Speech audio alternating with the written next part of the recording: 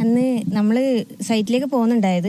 അപ്പോൾ ഏതായാലും 1-ാം തീയതി അല്ലേ, ഒന്ന് കക്കാട്ടപ്പനെ തൊഴുതിട്ട് പോവാന്ന് വിചാരിച്ചിട്ട് തൊഴുവാൻ വന്നതാണ്.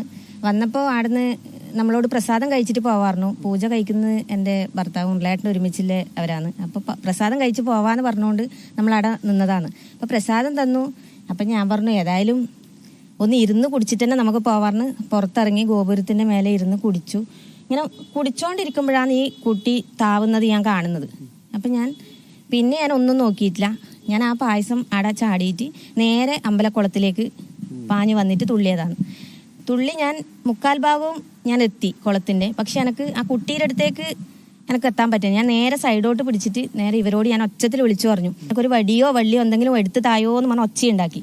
അപ്പോൾ എനിക്ക് എൻ്റെ ഒരുമിച്ചിൽ ഇന്ദുവേച്ചി എന്താക്കി പറഞ്ഞാൽ ഓല എടുത്തിട്ട് എൻ്റെ മേലേക്ക് ഇങ്ങനെ കയ്യിലേക്ക് ഇട്ടു തന്നു.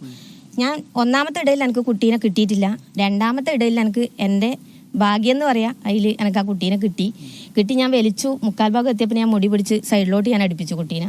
പക്ഷെ ആ കുട്ടി അടുപ്പിച്ച സമയത്ത് ആ കുട്ടി ശരിക്കും പറഞ്ഞാൽ ഇങ്ങനെ കരഞ്ഞുകൊണ്ട് തന്നെ ഇങ്ങനെ തോവുന്നൊരവസ്ഥയാണ് ഉണ്ടായത്. പിന്നെ അതുമല്ല, ആ സമയത്ത് എനിക്ക് എന്തെന്ന് ചോദിച്ചാൽ ആ സമയത്തുണ്ടായ ധൈര്യമൊന്നും ആ കുട്ടീരെ അത് കാണുമ്പോൾ എനിക്ക് ഉണ്ടായിട്ടില്ല. നോക്കുമ്പോഴത്തേനും ഈ കുട്ടീരെ അച്ഛനും കൂടി മുങ്ങുന്നത് ഞാൻ കണ്ടു. അപ്പോൾ പെട്ടെന്ന് ഞാൻ ഇവരോട് വിളിച്ചു പറഞ്ഞു, ചന്ദ്രേട്ട അവരും കൂടി മുങ്ങുന്നുണ്ട്, ഒന്ന് ഈ ഓല അവർക്കും കൂടി അങ്ങോട്ടേക്ക് ഇട്ട് കൊടുക്കുന്നു. ചന്ദ്രേട്ടൻ പെട്ടെന്ന് അപ്പുറത്തേക്ക് കൂടി വന്നിട്ട് ഈ ഓല ഇട്ടിട്ട് ചന്ദ്രേട്ടൻ അവരെ വലിക്കുന്നതാണ്.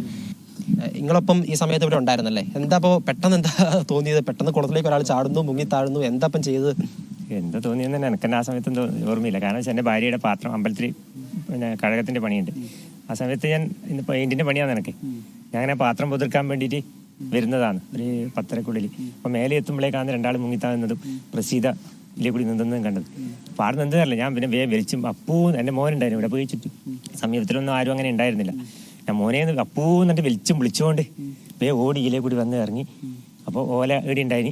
അപ്പോൾ സീത എടുത്തിട്ട് ആ ഓല എടുത്തിട്ട് ഏതായാലും ആ സമയത്ത് ഇവിടെ ഉണ്ടാകാൻ കഴിയുകയും പിന്നീട് കുളത്തിലേക്ക് എടുത്തു ചാടുകയും ചെയ്തതൊക്കെ തന്നെ ഒരു നിമിത്തം എന്ന മണമാണ് അവർ കരുതുന്നത്. ഇക്കാട് ഒരു ക്ഷേത്രക്കുളത്തിൽ വീണ് താണ ഒരു അച്ഛനും മകൾക്കും രക്ഷകരായി മാറിയിരിക്കുകയാണ്.